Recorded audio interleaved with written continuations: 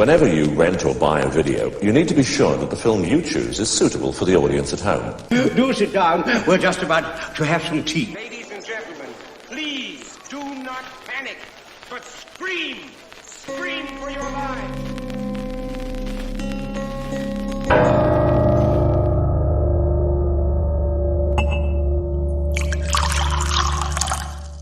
Hello weirdos, the kettle's boiled. Welcome to Tea for Terror, where we take a favourite horror film and dissect it over a nice cup of tea. I'm your host, Andrew Graves, and my guest today is here to tell us that the caller is in the house. The calls are coming from the house!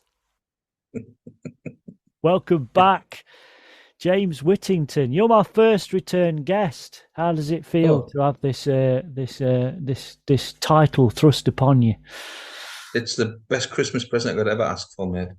Good to see you again. Yeah. We had a good chat last time. We looked at Halloween 3 last time, which, I think we both agree is just a fantastic part of that franchise. Probably apart from the first one, it's probably my favourite part of that franchise. We're going to be discussing another film later on.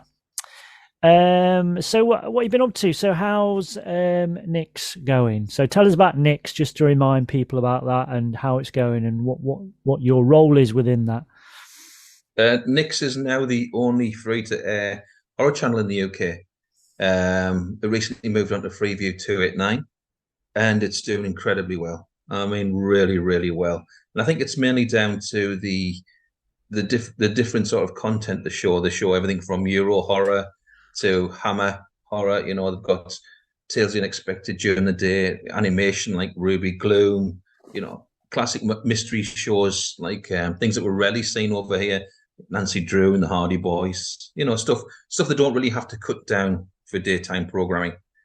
And on we have Hammer Sundays, which are doing extremely well. We've recently had a Simon Rumley season. It's actually still running at the moment. And it's just a chance for people to see stuff they wouldn't normally see. We've got these double bills coming up. It's the retro feel, I think, which we discussed last time, that people are really latching onto at the moment. Everyone loves the retro feel of the horror we show at the moment. Yeah, I was. I'm a bit of a hermit. I don't really go out much, but it's Christmas, obviously, so it was my mate's birthday as well. So last night I went out, and I don't drink, so we're in a pub, but I was just on obviously non-alcoholic stuff. But obviously, because they know I only kind of see a lot of people like once a year at Christmas, So, and they know I kind of write about horror and stuff like that. So last night was just very much. I don't know. It just turned. I didn't start this, but it just turned into a bit of conversation about Tales of the Unexpected, and it was just like, these fucking 4 old cunts just sitting there going, "Oh, do you remember this one? Do you remember this one?" It's like, fucking hell, we're gonna start talking about the fucking Spangles in a minute. Jesus. And Starburst and it's like the worst. Yeah.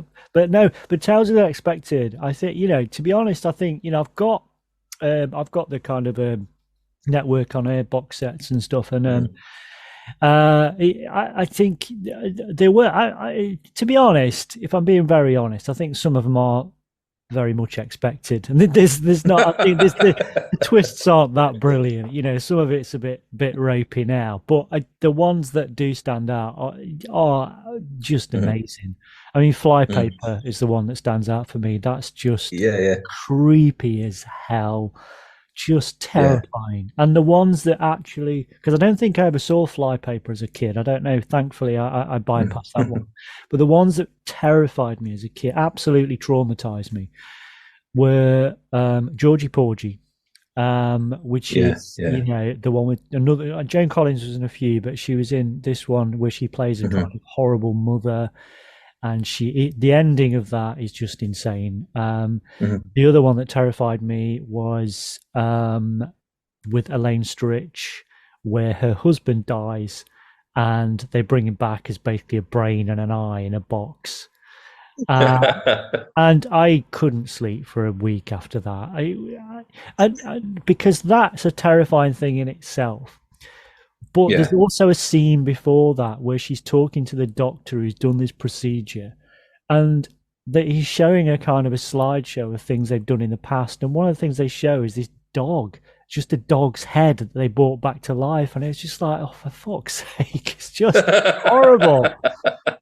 Creepy as hell, you know. But I mean, so that some of those other episodes, even if they're not creepy, they're just very well done. I mean, you know, like a lot of things from that time, you know, they just had quality casting. You know, you Oh get yeah. Peter Cushing and Jacoby and people like that. These are just, you know, proper brilliant actors in these little half-hour episodes. Obviously, you know, I suppose the modern equivalent would be something like Inside Number 9. You know, very much nods to that. I mean, they've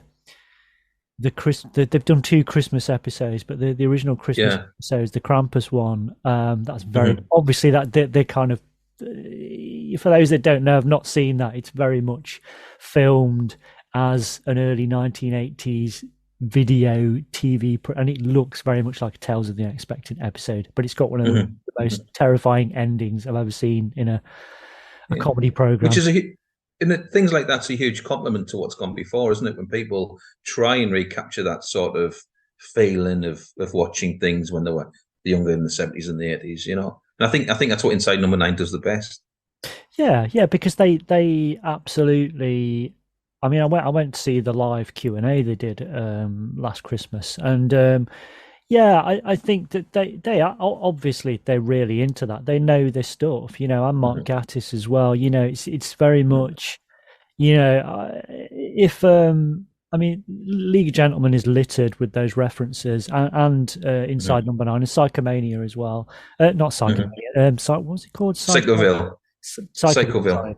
Yeah, Psychoville is littered with those kind of references. And also, if you pick up the one of the Blu-ray versions of like things like Blood on Satan's Claw, the original sort of cast of League of Gentlemen, they do a brilliant commentary on Blood on Satan's Claw, and a really good commentary on Theatre of Blood as well. So they know their stuff, and there's a great there was a Radio 4, like half-hour Radio 4 documentary on a while back, and it was about it was called Houses of Horror, and it was about the difference between Amicus and Hammer, and they got people like Rhys Shearsmith to come on and talk about that, and you can tell he loves Amicus, you know. So all of that is great, yeah. So James, we're recording this about a week away from Christmas, so things are starting to get a bit tinselly and a bit sort of overly commercial, as they tend to do at this time of year. But I'm just wondering, because obviously you're a returning guest now. When I initially get guests on, what I ask them is how they got into horror the first time. But obviously we're not going to do that. But what I am interested is to hear your kind of, what is, I don't I don't mean it in a kind of one show thing, what is Christmas to you, but I want it, what is your connection with, like, because how do you, in terms of viewing the things you might view, which might be horror or it might be slightly other things, what sort of things do you connect with Christmas? Because I think it's difficult now because everything is so geared towards Christmas. So you have a Christmas film, you have a Christmas episode. And I'm not saying there weren't that when we were growing up, but I think a lot of things that we might associate with Christmas in terms of films, TV shows or whatever, are, films particularly, are things that aren't necessarily Christmassy, but they were the one time of the year, pre-video, pre-streaming, pre-DVD times, where you might get to see them. I would say things like films like you would class as the bank holiday fodder, Jason the Argonauts, you know, anything with Doug McClure in, you know, those, I associate Christmas with those sort of things. You know, watching something that would be, you would never, you know, in our time, would never be shown unless it was like a specific holiday celebration. And you'd always have these tentpole movies that would be shown, the original Planet of the Apes and things like that. And those are the things you could catch like on a morning or early afternoon on BBC Two. And those are the sort of films I'll watch. Anything with Ray Harryhausen film, I'd associate with Christmas. So that's why I'd love to watch around this time of year. Put one of those on, something like that. That's what a celebration. That's what Christmas is. It's sitting around and being entertained. It doesn't have to be thought provoking or life changing. It's just something you just thoroughly enjoy. Look at the craftsmanship in like I said, in the Harryhausen movies, and appreciate that, and just relax. Yeah, I think I'm very much similar. It was Christmas was about Ray Harris, Jason and the Argonauts, definitely, and things like that. Just amazing. It turned into a bit of a cliche, but things like Great Escape, that would be would be like that would be, oh, when's Great Escape on? When's Wizard of Oz on? That they were very much seen as being Christmas kind of, as much as kind of Morecambe and Wise and all that kind of stuff. But absolutely. But I think also for me, it was kind of like it was a lot of the times, we talked before about the sort of horror double bills, but I think a lot of those horror films would pop up at Christmas as well. Certainly Frankenstein. I don't know why, but Frankenstein seemed to be on, the original 31 version of Frankenstein seemed to be on quite a lot over Christmas when I was growing up. Or maybe I've just distorted, but I know it's definitely within living memory. I can remember that being on at Christmas. But also Curse of Frankenstein. I remember Curse of Frankenstein being on Christmas Eve as well. So they were things that always kind of I associate with Christmas as well, even though they have technically nothing to do with Christmas. But also it's things like film noir. They, for a long time, even though as recently as like sort of 10 years ago, I know like people like, Pibsy 4 would put on a season of film noir films around this time to run over the Christmas period. And then, things like Marx Brothers as well. You'd see Marx Brothers films at Christmas, and that all of that to me, it was kind of like you finished school, you got in, you opened the Radio Times, and you got your little pen out, and you sort of went through and you argued with I had a brother, so you'd argue with him, watching this. I mean, my brother was all right. He had very similar taste to me. So, but that's what you did.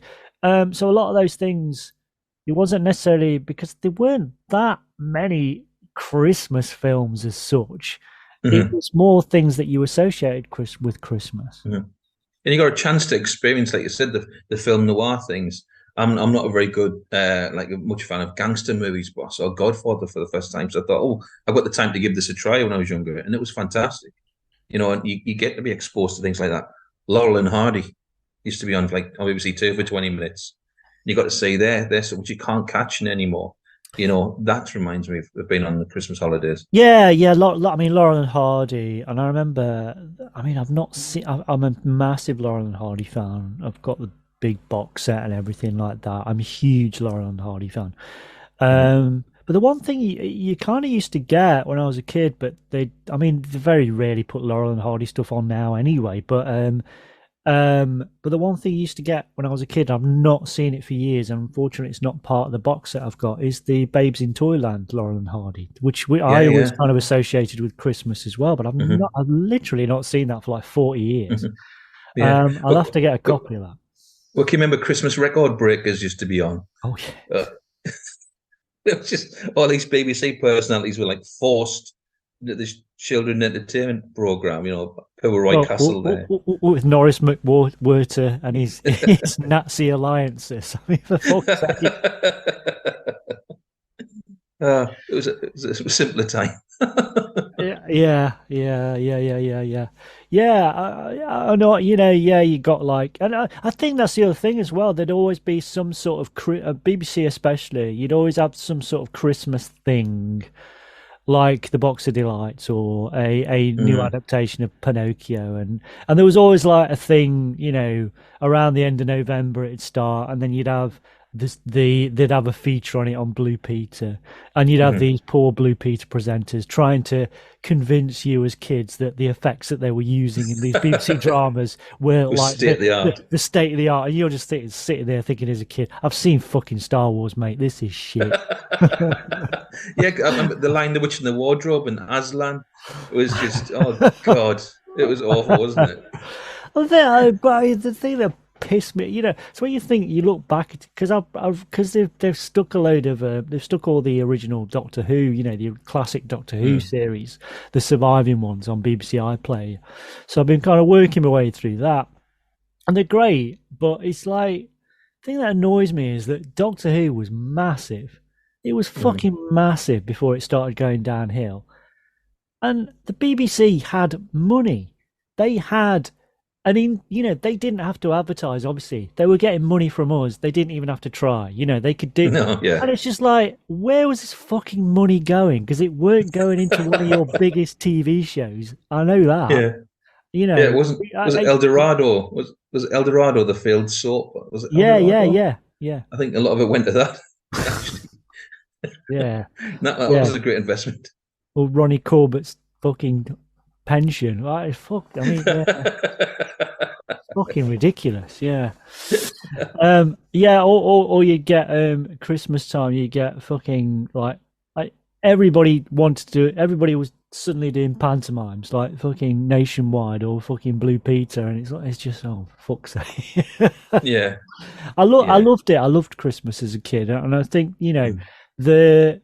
and I loved all the shit stuff as well, but it's kind of like, I think probably for most people, but for me, certainly the Christmases I remember most vividly are the Christmases from being sort of 6, 7, and 8. That was like golden time, I didn't have a great childhood later on. Like my mum and dad split up and all that a bit later on. It was a bit shit after that, but yeah, being 6, 7, and 8 and Christmas especially was like just amazing sort of memories for me. Yeah, great.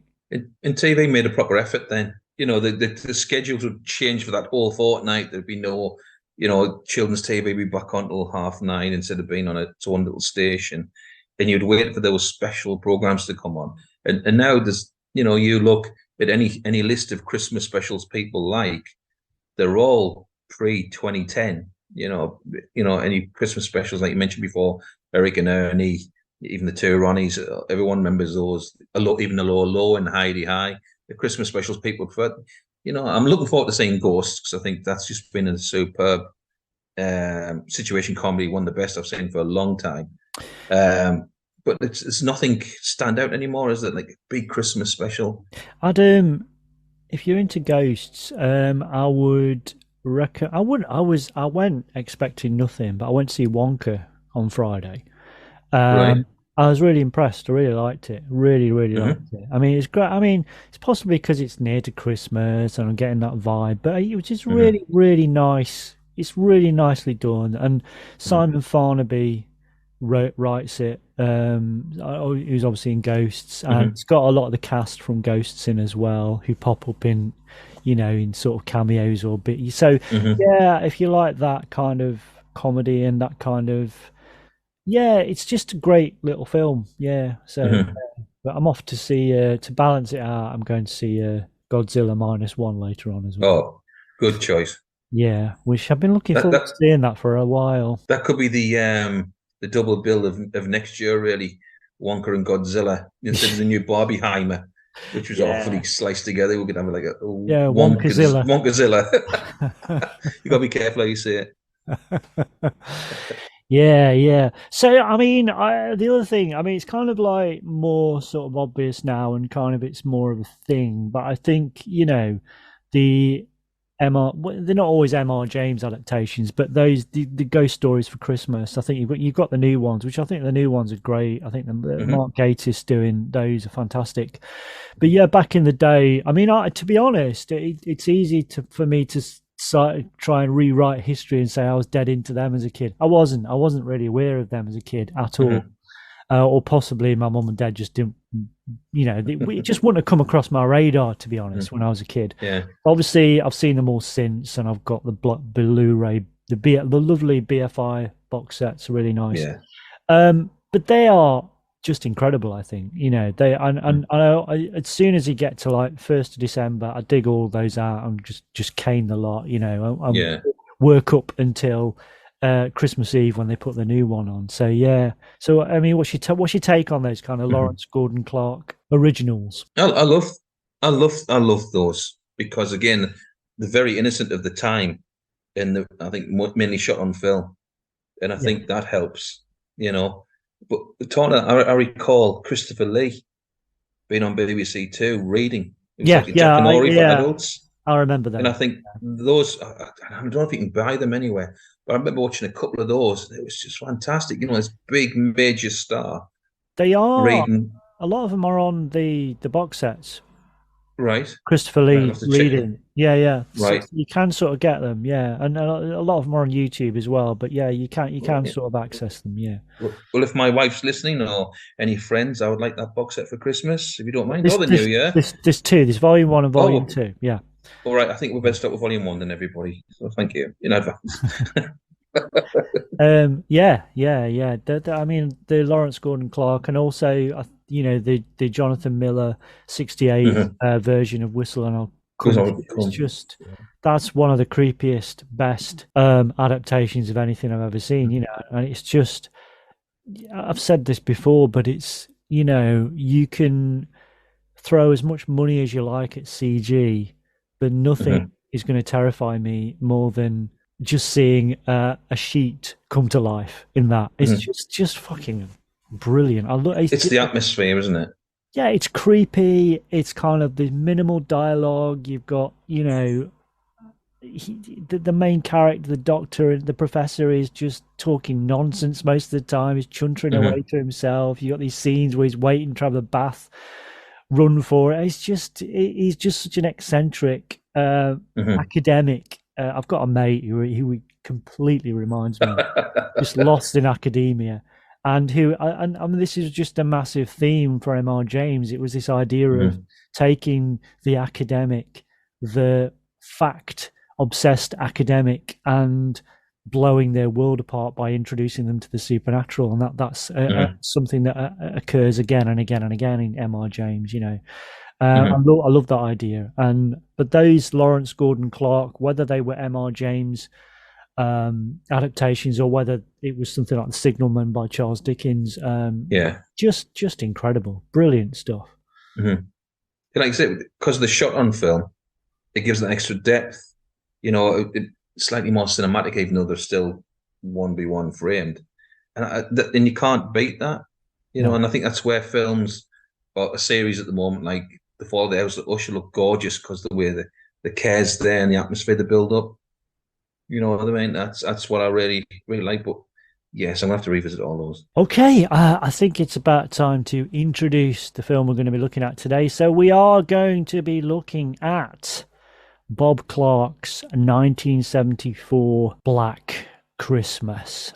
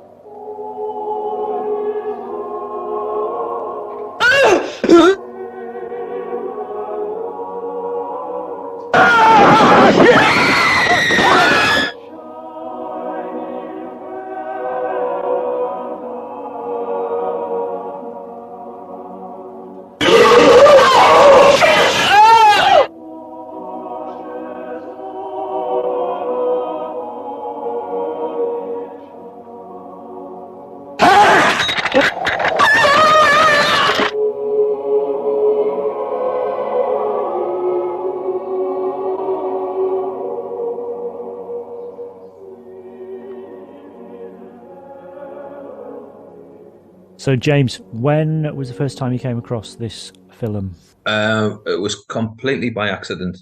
I think it was a time of rental, and it was like the last thing in the shop sort of thing. And I thought, oh, well, it's a horror set at Christmas. I'll give that a try. And it was just like, so I was expecting something like Halloween, and it was just like, wow, this is raw. Like in the first 10 minutes, it was just like all this swearing and atmosphere, you know, Christmas, you know, juxtaposition between a happy season and this deranged killer on the phone, and he's, you know, effing and jeffing away hate at these women. I thought, oh, this is different. I can't watch this with mum and dad, you know. So it was like, that was my introduction. It was like, I can't watch this with parents because of the language. It wasn't the violence, at the beginning, because there's not much there. It was the tone. I was just like, oh, this is something different. This is a bit raw. It was like my first introduction to mid-70s cinema, which I think American mid-70s, I know it's Canadian, but I think it filtered over. That mid-70s cinema was very raw. It was very grainy. It was very much a hangover from the 60s still. And, the people, and we'll go into characters later on, but they're all they want to be progressive, but they're still very angry at the world. It's a very forward-looking film, but, it really has something to say. Yeah, it has for me. I mean, there were film. I mean, you got films a little bit like this at the beginning of the 80s as well. Very dark and gritty and grainy and raw, like Maniac. I think that's one of them. There are certain films I think, but I think that they did come later on. But I think that the sort of the key moment for those kind of films, it was, like you say, it was the early 70s. There was something that we reached kind of peak creep factor with those films. I think they were there was a rawness. There was they were kind of films that are brilliant, but also you kind of want to have a shower after you've seen it. And I think that the difference between this and something like Halloween is great. I'm not knocking Halloween, but there is something very clean about Halloween. There is something, it's very artful, but there's something, there's not, I don't get that sense of the grittiness or graininess to Halloween. It's very clean. And I would, if you're going to make those obvious comparisons between this film and something like Halloween, I would say this, it's almost like, Halloween is like erotica, whereas Black Christmas is dirty porn. Right. This is, Halloween is kind of feels like more like middle class erotica, whereas Black Christmas is the kind of grot you used to find under a bush when you were like 13 with your mates. That's got suspicious stains on it, and it's there under the bush, and like you take it home because that's more, even though it's dirtier, that's more kind of exciting than your sort of acceptable erotica. And I love Halloween. I'm not knocking it, but to me, I'd always go for that. Not that I'm into pornography anymore, but but it's that. It's a creep factor. It's icky. Like you said, the language, the fact that it's Canadian production as well, which is weird. This is odd because the thing with so there was a lot of money. They were, they had like alongside sort of like Australia and Germany and other places, they had these schemes to try and bolster the homegrown films or productions. So they chucked money. There was tax relief. So that's why people like Cronenberg got their sort of break. But strangely, it was so they had these freedoms to make the films they wanted. So Bob Clark, Cronenberg. However, one of the few places where their films were censored was in Canada. So you couldn't necessarily see the films in Canada. You had to, you kind of had to see the American versions, cuts and things like that. But this is incredibly, like you said, raw. It's, the language, you forget, we get swearing all the time. We get kind of swearing on primetime TV now, but you just didn't get it then, not in the same way. And to hear those phone calls at the beginning, like, oh, cunt, all this kind of, it's just even now, it's kind of like, fucking hell. It's shocking, isn't it? It's genuinely shocking still. It's like hearing the swear in The Exorcist, which I missed when I was younger. When I saw The Exorcist, obviously illegally, God bless pirate videos at the time. The language and the tone of the film, you talk about it's been a grot. But one thing I noticed about watching the film is how unsexualized the women are. Yeah. They're not just there to be picked off, which was incredibly refreshing. They're not just walking around half naked, which slasher movies, you know, especially Friday the 13th, would thrive on. The women are very real. You know, they are in this hideous situation. There's an absolute nutcase after them. We don't know why. You know, and it's that realism, even though it's a fantastical element. That's what again gives another edge. Yeah, and I think also, the final girl, you got Jess, Olivia Hmm. Hussey, who is, whereas in sort of Halloween, you got this idea that Jamie Lee Curtis's character is more virtuous, maybe, Hmm. arguably. But, Jess she's clearly having sex. She's pregnant. She's thinking about getting an abortion. Hmm. She's not virtuous in the same sense. She's a good person, but Hmm. it's not. Hmm. It isn't that. It's much more real, I think, than Halloween. It's got, Hmm. it really just Halloween's kind of it. It's brilliantly artfully done, but this is like a punch in the face. Hmm. And that's another juxtaposition for Christmas when we're celebrating the birth of some of the Lord and Christ and all that Christian religion. This woman's actually gone through. "Oh, I might want to get rid of this, you know, and it's that realistic. Her and her boyfriend, you know, Kia. I think he's brilliant in it. Kia's brilliant in it, and so is Olivia. You know, this very serious actress who was in Romeo and Juliet and things like that. And I think that brings the acting to a new level. You know, and I think that's really, really the sad part through it, which I didn't realize obviously when I was younger watching that as well. And I think it also helps when you've got somebody with like Margot Kidder in it, who's Yeah, just like the shining star in the film. She's superb. yeah. I mean, she's great. I mean, probably whatever they do with kind of Superman from now on, whatever, Mm-hmm. something about her interpretation of Lois Lane. She just Mm-hmm. brought, she was bringing all of that grit to that role. Everything, if you Mm-hmm. see her in like Sisters and you see her in this film, Yeah. she was bringing that. She wasn't going into this family film Superman and playing it down. She was bringing all that. She was, Mm-hmm. Lois Lane is a smoker. She's clearly had Mm-hmm. lots of sex. She's a, Mm-hmm. she's been around the block a bit, and it's just really. Mm-hmm. But you never. I don't see. If you want Margot Kidder, that's what you're going to get. You're not going to Mm-hmm. get anything else. She Mm-hmm. can't. I don't think she could ever have done Sweet if she'd have tried her Yeah. heart out. She can't do that. Mm-hmm. So yeah, like you said, and I think that the presentation of the sorority house, Mm-hmm. that has been almost over the years turned into a cliche, but I think this feels much Absolutely. more real, Mm-hmm. and certainly, like you say, like the women in this, the young female students, they Mm-hmm. certainly very sexualized, certainly very not in terms of they're there as eye candy for us. Yeah. That's not the case at all. Mm-hmm. That they are much more real and they're much more Mm-hmm. aware of their sexuality and much more aware of who they are and they are now it's Mm-hmm. kind of rammed down, oh, you've got to have a strong female character, but they are not because they are virtuous, not because they can Mm-hmm. do everything at the drop of a hat. They're just Mm-hmm. very real and fleshed out. Mm-hmm. I think they're great characters. I think when we come to this the remakes later on, that's where they fall over because they're trying too hard to say, look, these women are empowered. Well, yes, rightly so, women should be empowered, but if you go back to the original, they already were.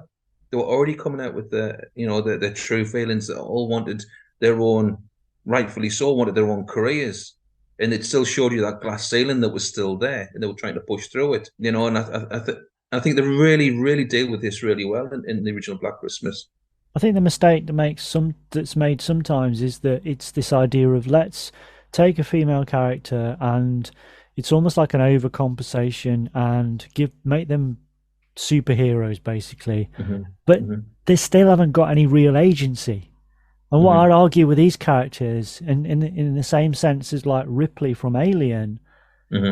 she's got agency. She gets things Hmm. wrong. She's scared Hmm. as anybody Yes, would it's be in that fallible. situation, Hmm. but that doesn't make them weak. It makes them No. very real. Yeah, and it makes them persistent. They want to get through this. They want to go through this. They want to do it right. And they learn by.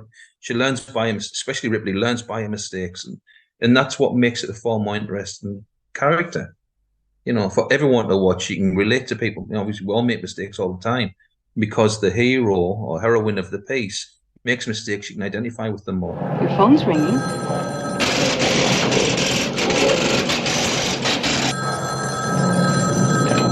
Hello? Hey, Mommy. There's the baby. Baby, all right, Mom. Hello? Who's there? So, yeah, I mean, as we said, it's very raw, it's very gritty, it's very grainy, it's very much. I mean, the other thing about it, I think, the difference between this and Halloween. Halloween, yeah, there are shots. A lot of the shots at Halloween are at night, but there is a lot of shots that tend to be inside and in interiors, which are pretty well lit, which is kind of a different take on horror in itself. It's not, but this is a very dark film. This is, not only because obviously it would have been a cheap production, but not that it looks cheap, but just in terms of the way it's lit. I mean, it makes kind of perfect sense to have these kind of more. They feel very claustrophobic. They feel very, it's a big house, but it doesn't necessarily feel like that the way it's shot. We have these low angle shots, or we have, these point of view shots. But also it kind of makes sense that it's dark, and you have these little fairy lights in the background and things like that. Yeah. It's this, like you said, it's this constant reminder, this constant juxtaposition of, this is Christmas time. It's supposed to be about, fun and joy in children, and yet we're going to throw. This is that's basically the background to this string of horrendous murders. So by having the darkness decorated with little fairy lights is brilliant. I mean, I'm a big kind of Alice Cooper fan. And obviously Alice Cooper would have been huge at that point. 74 was like their sort of peak. But the first time I went to see Alice Cooper when I was 16, when he was doing his Nightmare Returns tour, the stage show for that, it was very dark, but all around it was strewed these kind of little fairy lights as well. And it's a very similar vibe to what you get with Black. I mean, he's a huge horror fan, so I could imagine him understanding that aesthetic and taking it and transfers. But it reminds me of that. It's just the look and feel of this film.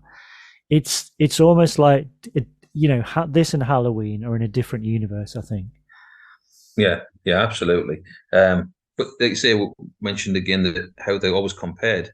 You can see some of the handheld shots, like the opening scene when on Black Christmas when it goes towards the house. It's very similar to Halloween's opening shot, even though Halloween shots more fluid. They had the proper steady cam. They didn't.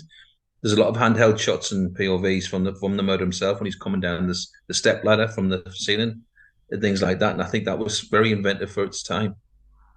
Yeah, and also the kind of reasoning, where you could argue as mad and as kind of vicious as Michael Myers is, they kind of the first thing we see in Halloween is the setup. This is why he is who he is. He's done this terrible thing when he was a kid, and he's got there's something obviously not right about him. We see that kind of origin. So even if that's terrible, and the reveal at the beginning of Halloween is that it's a kid, all that, that's kind of terrible. That's quite shocking. However, you could argue that there is a reason for it. Whereas this has got much more akin to something like Last House on the Left.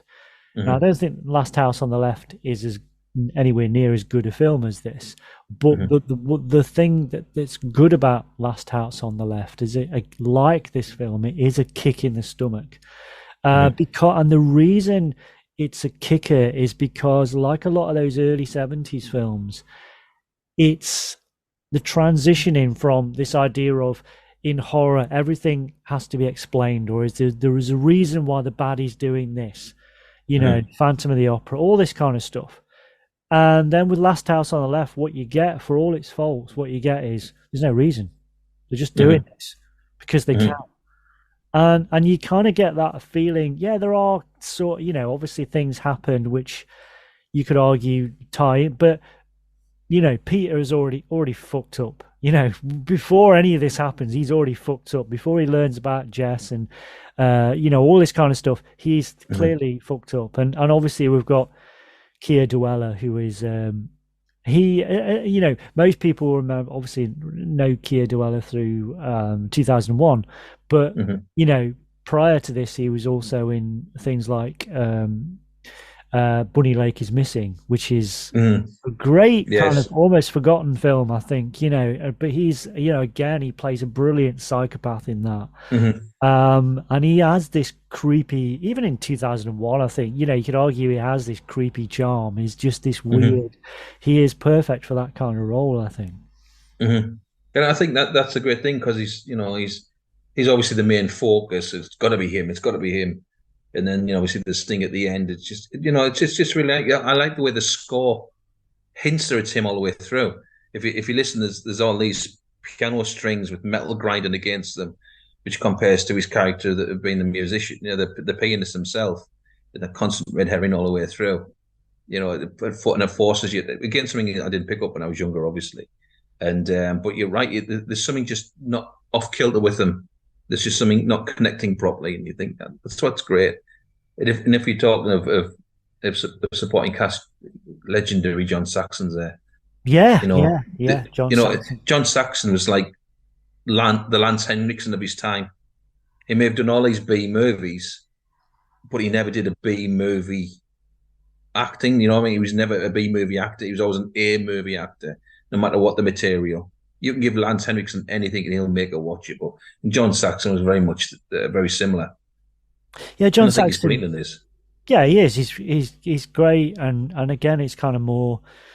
He's not trying to be the macho hero. He's just a cop trying to do his job in very difficult times and to try and assess what's fucking happening. And he not only is he dealing with a killer on the loose, trying to support this community that's recently found this dead girl. He's trying to find someone who's missing. Then these murders happen. Then these phone calls, and he's also dealing with people like Nash, who's just this fucking incompetent sort of officer. Who's like, but they never really take it too far. It's always believable. It's not. I think one of the criticism with something like Last House on the Left is you've got these terrible, violent scenes that are really repellent, but then they sort of couple them with tonally, it's all over the place. You've got these comedy moments, it doesn't really fit. Whereas I think the comedy in this, it kind of does fit. You've got Margot Kidder as this, this obviously, 40 a day drunk teenager sort of young woman who is very feisty. That really works, and the kind of stuff she's took. Then you got the whole situation with Nash. He's getting everything wrong, and he's clearly some sort of hick who's in the wrong job. But I think the best, one of my favorite characters is Mrs. Mack, who is played by Marion Waldman. Who is? I know I was doing a little bit of a dig about her. She wasn't in. She only did a handful of films, but she was a writer as well. So she wrote a lot of scripts for TV and films as well. But I think in this, it's such a great character. I love it's such a kind of shame that she gets offed, but I think that she's great, and because she she's kind of like. You can kind of see, well, if you give Margot Kidder's character in this another 20 years, she's going to turn into Mrs. Mack. Mrs. Mack is someone who's clearly been around the block. She's a broad, to put it in kind of film noir parlance, she's a dame with a past, or several pasts, I would imagine. She's that kind of character, and the idea that she's going around the house and she's got a bottle of brandy or whatever it is, or whiskey in every single room. It's just books, toilet cisterns. She's got the proper stash everywhere. But it's also that she's kind of hiding this, but you know that the students all know that she's getting pissed all the time. I don't know why she's bothering hiding it. But I mean that the scene as well when she gets killed, I mean that's a really nasty scene as well. You just got the guy in the corner and the hook, and it's just, it's great. Really, really brilliant. I mean, the more I watch this, the more I appreciate the cast. It really gels, all of the sort of main women in the house, including Mrs. Mack. But they are, like we were saying before, they are very believable. They're not throwaway at all. And this is somehow, even though this is arguably very influential, this is 4 years before Halloween. It's very influential, but I think a lot of the stuff that's taken from it, they kind of leave some of the good stuff behind. They take maybe the structure of it and the idea of a sorority house, and there is a murders happening in this sorority. But what they don't take is that really good characterization, these fleshed out characters, and this sense of reality. That's what makes it again.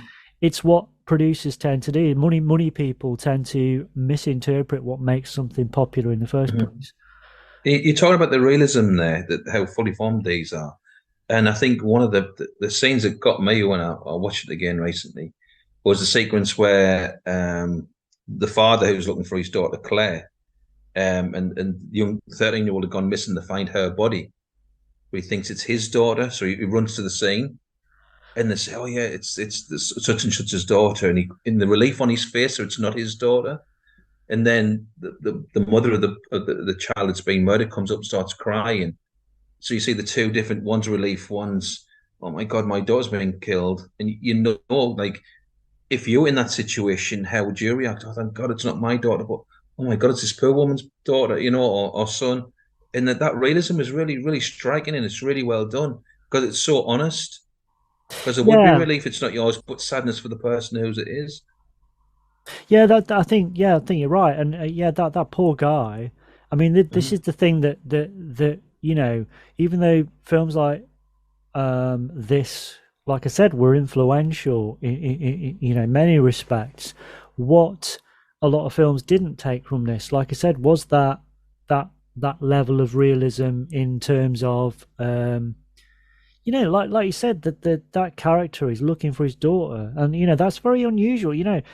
Parents in a lot of slasher films, either parents are not there, we don't see them. So something like Friday the 13th is just a bunch of kids on holiday, or they're doing this, or they're in some sort of, so when there's no connection with any sort of family. But here we've got a direct link actually there. This we know as the audience. So that's kind of almost like a Hitchcockian thing where you give the audience certain information that all the characters in the film haven't got. So we know this poor guy's on this fruitless mission to find his daughter who's already dead. And that's and he's quite a cool customer. He's obviously very upset, but it's not like an over the top performance, or he's out there like a he's kind of there, to try and get vengeance or whatever. He's just simply trying to find out what's happened to his daughter, and he's hoping for the best but fearing the worst. And that, and right towards the end of the film, when he finally understands what's happening, and he just collapses because he's been maintaining this stress all the way through the film, and then it's just over. That, and obviously the very ending of the film. In a lot of slasher films that came later on, what we have is the villain is vanquished, but there is a feeling of this ambiguity at the end, this idea that this poor girl who's been murdered, she's still there, and people are kind of walking by and missing it. It's a really shocking ending. There isn't the way that the phone rings at the end and the cop goes back in. You think, "Oh, here we go, this is it." Yep, there's still somebody in the house. There's still something going on there. There's the eeriness of, and that's why I'm pleased I didn't do any sequels. So it would have really watered it down. Yeah, I would have absolutely watered that down, but I think that way you can have it as, who was doing what. This person was a crazy, who was still on the phone, who's that in the loft, who's doing this, and I think all those elements. I think one of the best elements is when they're trying to tap the phone, and this guy's running around the exchange trying to figure out where it's coming from. It's coming from inside the house, and I think that's a brilliant piece of suspense building there. And it's something, like I said, saying before, that's what makes it a very early 70s film, because that technology, and I don't want it to be any different, technology in terms of reality. If you were trying to find a murder suspect or whatever, we have got better technology. We can track people much quicker, thankfully. But for this, the level of technology he had then makes it work really well, and it really creates this suspense. That, like you said, the physical movement of a guy running through this kind of thing, trying to find out, and then we eventually, after 2 or 3 times, we find out, he's in the house, he's still in the house. And obviously Nash has got this really important job of trying to calm her down and get her out of the house, and he completely fucks it up, and it's all absolutely, yeah. But that's when that's like keeping on the seasonal thing.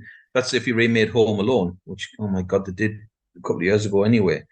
But it's mobile phones, isn't it? So, the kid would just ring his mum on the mobile saying, I'm still in the house. And that would destroy it. And same where Black Christmas would be destroyed, it didn't have that tension there trying to trace the call. That's just, that's... the ending of Casablanca would be shit now, wouldn't it? Hello again. But it is, and it's solid all the way through. There's little padding in it. And I read somewhere before that apparently Margot Kidder was drinking proper alcohol during the scenes when she's drinking. That surprises me not at all.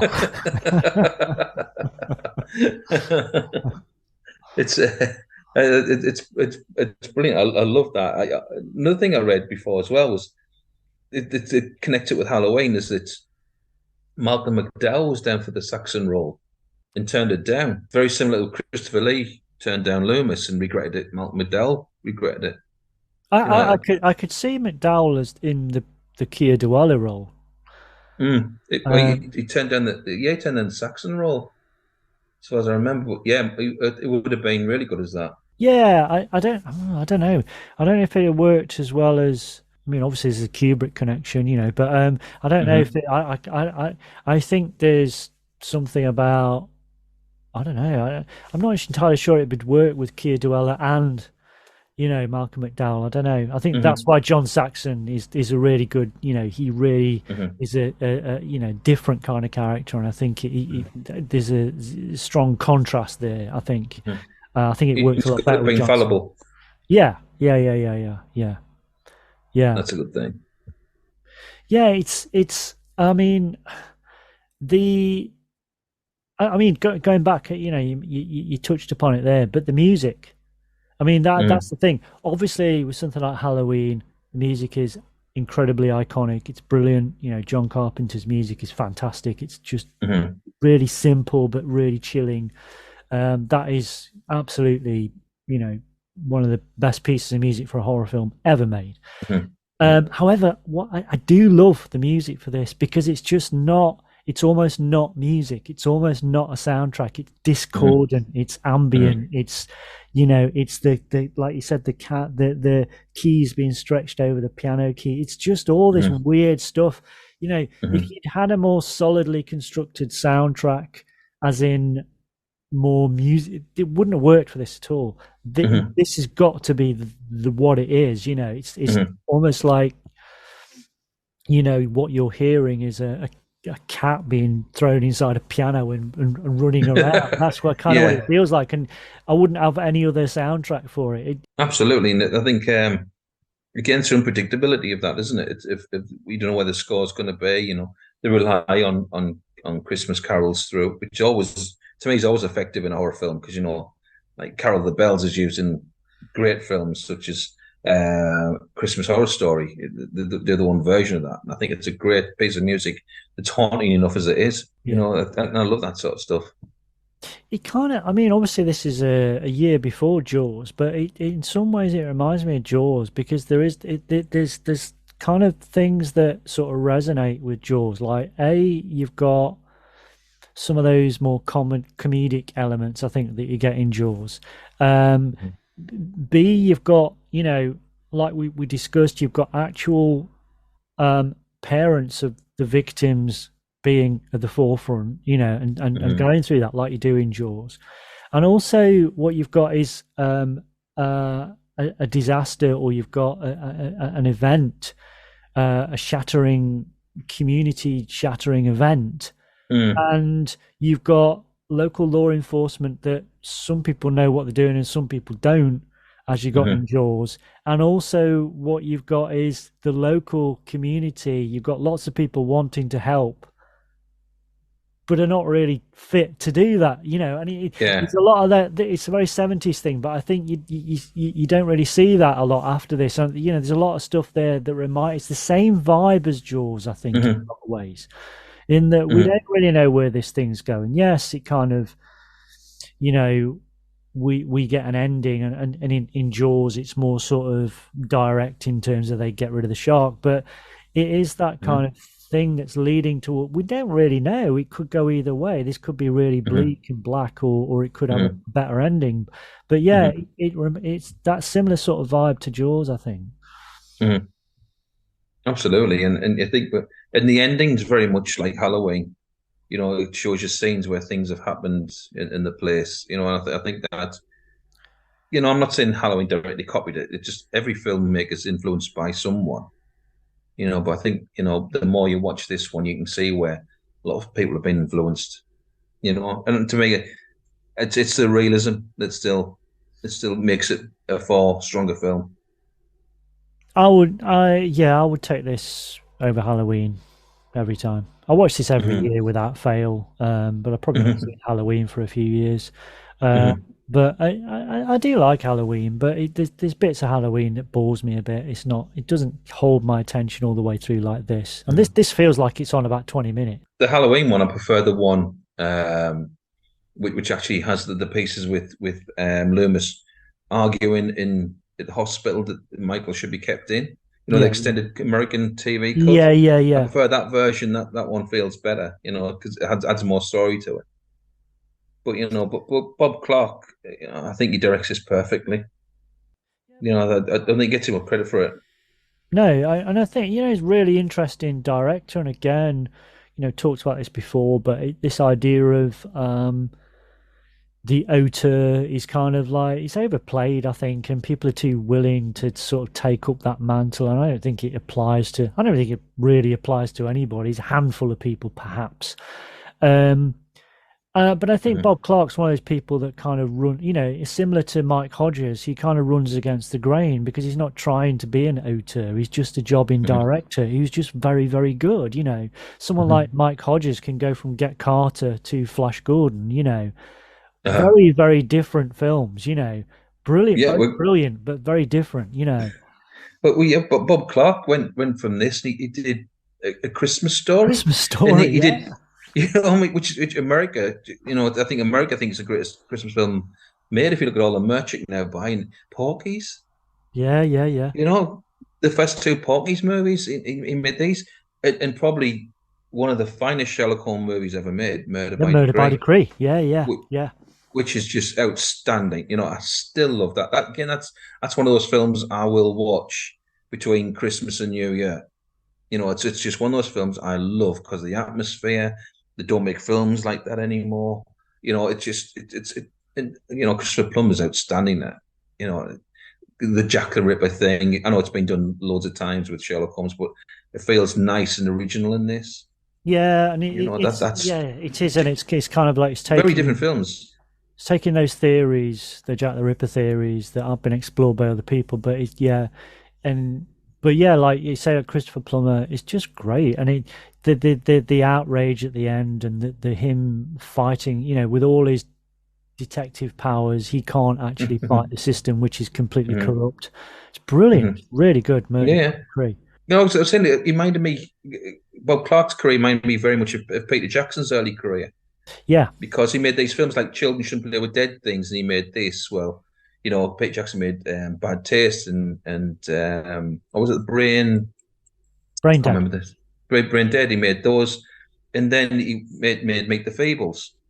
You know, so it's like very similar to him. He made this and that. He made Children Shouldn't Play with Dead Things. He made Black Christmas, but he made Porky's. So it's a very, very similar horror, then like an adulty film. And then he made this like family film. Like he went and did Lord of the Rings. You know, everybody loved that, and he made A Christmas Story, which is amazing. The Murder by Decree is just a brilliant film. But I think, I would say, but a Christmas Story, which I love, and I think it's not really been a big thing over here in only in the No, last it's not. sort No. of 10, 15 years, I think. You know, I remember seeing it probably about 10 years ago for the first time. And it just came up on Channel 5 or something like that. I was like, what's this?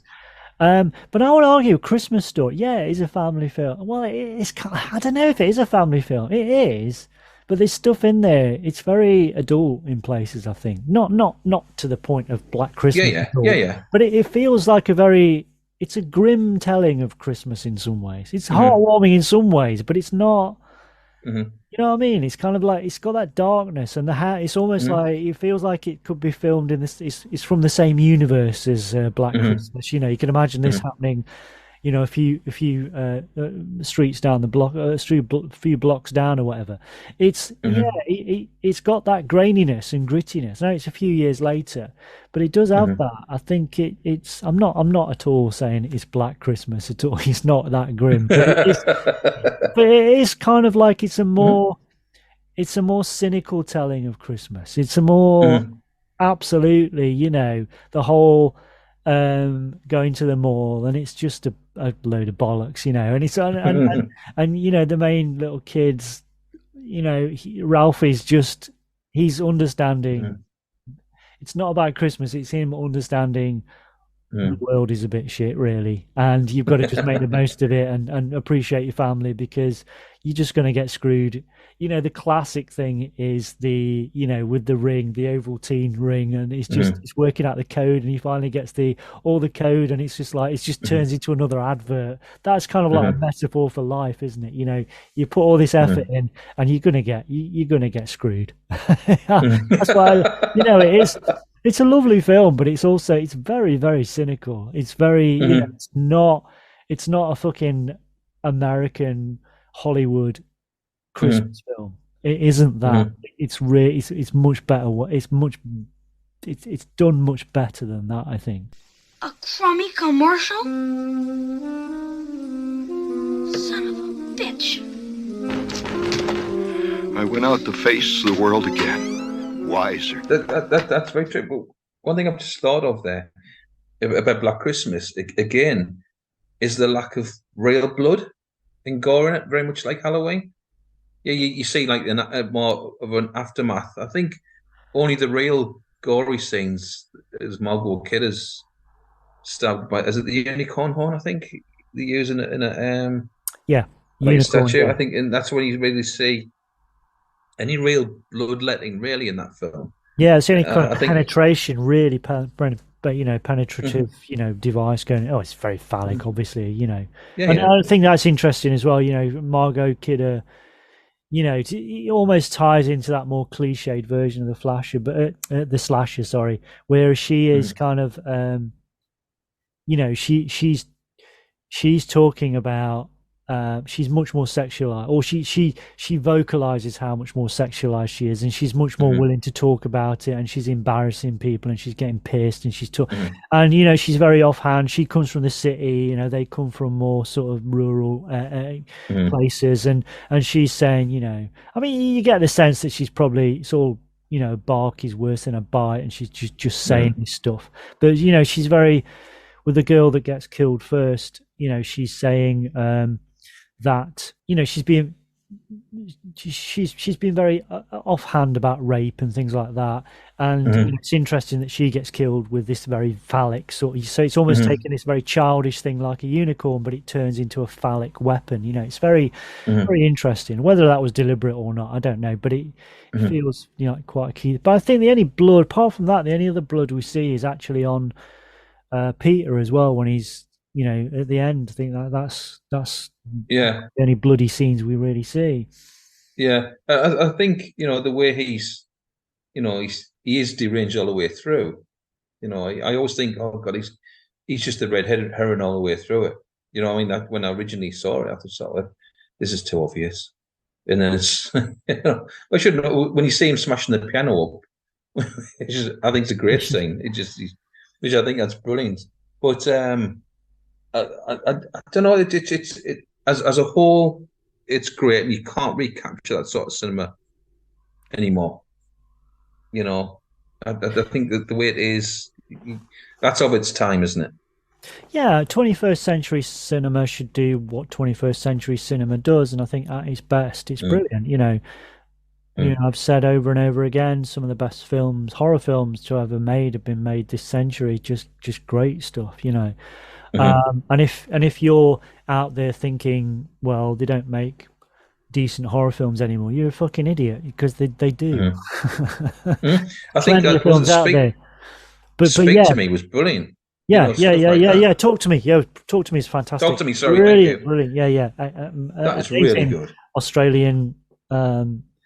It's very much got the veneer of kind of an 80s kind of slasher, but with a very modern feel to it, and it's a brilliant example of, like we talked about mobile phones, they kind of ruin things in a way, but actually it's a great example of using something like new digital technology and combining it with those kind of more old school horror tropes. It's brilliantly done. It's really well done. It's great. I think that's because the first remake of Black Christmas as the mid-90s is very Scream influenced. You can see that. You can see the Scream influence of that. And then the latest one, the Blumhouse version, it was basically just Black Christmas by title, really. And that's very the Me Too movement sort of, female empowerment film. So you can see where it comes from, the eras, of how now cinema makers view old IPs. Like the remake of The Fog is very Scream influenced. The way they have these, most beautiful people in the world sort of characters. Nobody can relate to, sort of thing. And I think that horror now works best when it reflects the technology and things as we are now. You're right. In 10 years' time, when we watch films we've just been talking about, oh yeah, that's very much of its time. And I think that's when horror works best, when it doesn't try to be something it's not. Yeah, I think one of the best remakes, or reimaginings, whatever you want to call it, of recent times is Suspiria.